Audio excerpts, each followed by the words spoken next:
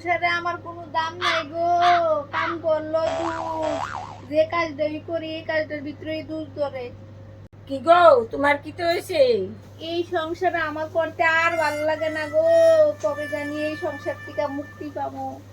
বিলাপ করতেছ রে? কিচ্ছু কি হয়েছে? মনে করো আজকে তোমার বান্ধবী আমি, তুমি মন খুললা কও আমার কাছে।